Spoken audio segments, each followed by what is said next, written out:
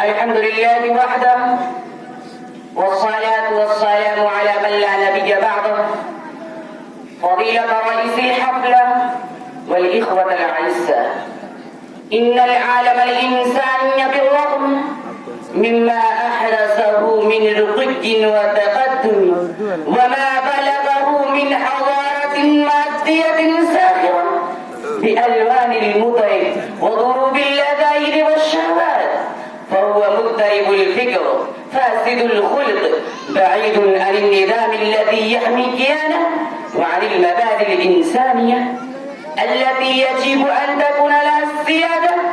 ففيه جهل بالله وجهل بالكون وجهل بالإنسان وجهل برسالة السماء إلى الأرض، وفيه الأثرة والأنانية والاستئصال في المطامع والشهوات، وفيه سيطرة الهوى وغلبة الغرائز والنزوات، وفيه الإباحية التي تتمثل في الخمر والمخدرات والزنا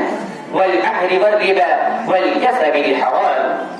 وفيه الاستهتار بكل القيم الصالحة والمصلوة فيها، ولم يقتصر الفساد على الناحية الروحية والخلقية فحسب، بل تعدها إلى القانون والتشريع، فالجرائم والمآثم ترتكب في ظل القانون وباسمه وتحت سمعه وبصره، حتى أصبحت الجريمة ظاهرة اجتماعية لا علاج لها ولا دواء. أما المبادئ الإنسانية فهي كلمات تجري على الألسن يتحدث بها الساسة الكبار في الخطب والمجتمعات العامة والخاصة، وتنشر في الصحف وتكتب في الدساتير، ولكنها لا تطبق التطبيق الصحيح ولا تمارس الممارسة الحقيقية ولا منقذ للبشر من حال الضلال الذي يتخبط منه إلا الإسلام، فهو الكفيل بالقضاء على الاضطراب في العقيدة والفوضى في الخلق والقصور في التشريع، وهو القادر على أن يثبت الناس بالمبادئ الإنسانية التي تبعدهم وتذللهم بظلال الأمن والسلام، ففيه وحده دون غيره المعارف الروحية والفضائل الخلقية والقواعد التشريعية والمبادئ الإنسانية. الإسلام يهتم بالأخلاق والفضائل ويعمل على إرسائها في كل جانب من جوانب الحياة، ففي الجانب السياسي يوجب الإسلام الشورى منعا للتحكم والتسلط والدكتاتورية، وفي جانب الاقتصادي يوجب التكافل والعدل الاجتماعي ليقضي على الفقر والحرمان ويحقق التوازن وتقريب الفوارق بين الطبقات،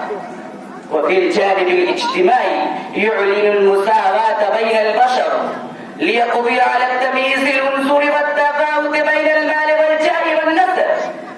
والإسلام شرع للناس الأحكام التي تنظم علاقاتهم بالله وعلاقة بعضهم ببعض. من هذه الأحكام الشرائع الدينية التي تنظم العلاقة بين الله والإنسان تحقيقا لمعنى العبودية، وهي تمثل حقوق الله على عباده، ولا حكم وأسرار ومقاصد من سكينة النفس وطهارة القلب وراحة البال، وهي الصلاة والزكاة والصيام والحج. ومنها الأحكام التي تستهدف دعم الأسرة وتقوية الصلة بين أفرادها، والتي تدعو إلى الزواج وترغب فيه وتيسر أسبابه وتعين لكل عضو من أعضاء الأسرة حقوقه وواجباته، وتجعل دستور الحياة الزوجية السكن والمودة والرحمة.